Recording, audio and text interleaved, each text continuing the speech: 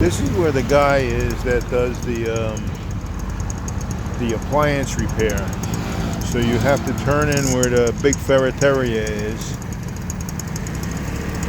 Once you turn in over here, you're going to drive down this street,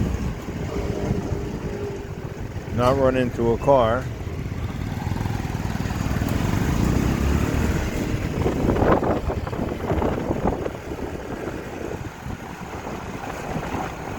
And there's two ways to go.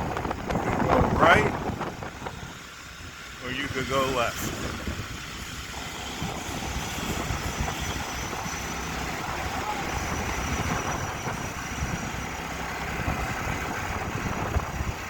And when you get down here, you're going to see a trailer, which is always outside.